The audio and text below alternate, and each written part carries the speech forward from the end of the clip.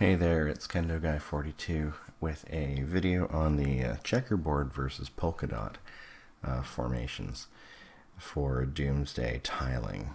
So this is what I've seen a lot of. So let's say that the blue tiles are our alliance tiles and the white ones are just blank. So what I often see is this kind of pattern, and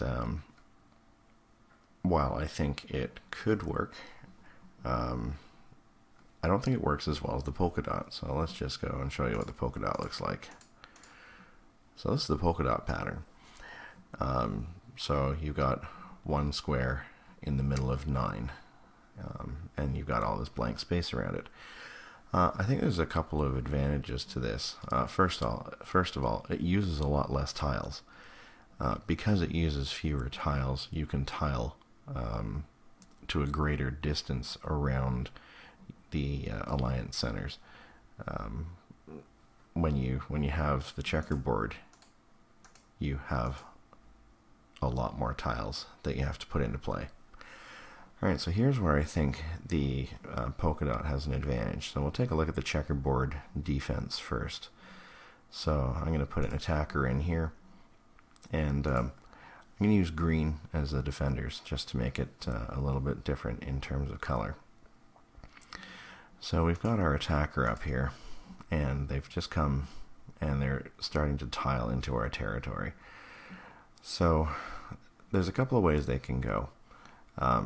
They can go and they can tile here, which means that they will avoid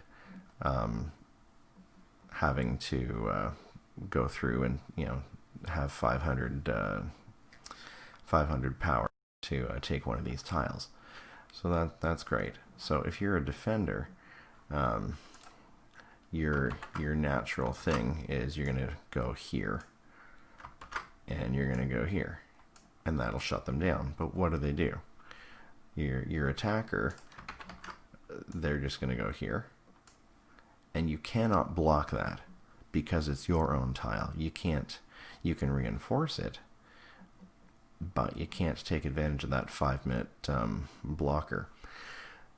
So what's the defender going to do? So a defender's either going to go they're going to go here to block the straightforward path, or they're going to reinforce this tile, right? They'll go reinforce in here, or they'll go reinforce over here. So you're fighting them all the way, which is fine, and that can work. But let's take a look at what would happen if you didn't do that and you went with the polka dot instead. And sorry, I'm doing this in Photoshop, so it's kind of a weird way of doing it, but whatever, it's working for me. All right. So I'm going to take it. So here's our polka dot. So you've got your attacker, they're coming in, and what are they going to do? They're going to go straight for the path of least resistance, right? So as a defender, you've got 3 spots to defend. But when you defend them, you've got that 5-minute tile lifespan. They can't go anywhere in this, through this wall, for 5 minutes. Right, so it's not like they can just take it. They've got 5 minutes that they have to wait. And I think that's really important, because if this center tile here, if that was actually a checkerboard, right? If that was just a checkerboard pattern, they'd be able to take this and move through, right? And you'd just have to defend it. So that's where I think the advantage is. You can wall them right off for 5 minutes. Okay, so they're stuck here. So what do? Well, they're going to go around. Of course they're going to go around. Any smart attacker, right? They'll have multiple lines of attack. So they'll come here, and then they're going to want to come here. Okay, well, as a defender, you know this. So what are you going to do? right, you're not going to let them, right? You're going to tile that one, and they're going to have to wait 5 minutes, right? And even if they try to go the other way, right, they're going to go around this way. Oh, no problem. You tile that off. So now you've got a 5-minute wall. And this is all about durability, right? So every time that they want to go through, you can wall them off. Now, of course, they can go, oh, well, I'm going to go, right? They can get smart about it. Right, they say, okay, so defender's going to wall that off, and I'm going to have to go 1, 2, 3 squares. Or I can just go through and take this one. Well, that's great, but then the defender comes along and walls it off again. You've got another 5-minute tile in place. Now, these are going to wear out eventually, but you can reinforce them just the way that you would do in the checkerboard pattern and tie them up even further. And when they do break through, if they're a stronger alliance, they probably will.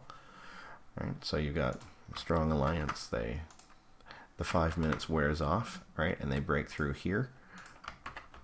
Well, you wall them off again, and you reinforce these two, right, so that they have to fight for them, right? And it's just killing your enemy's durability all the way through.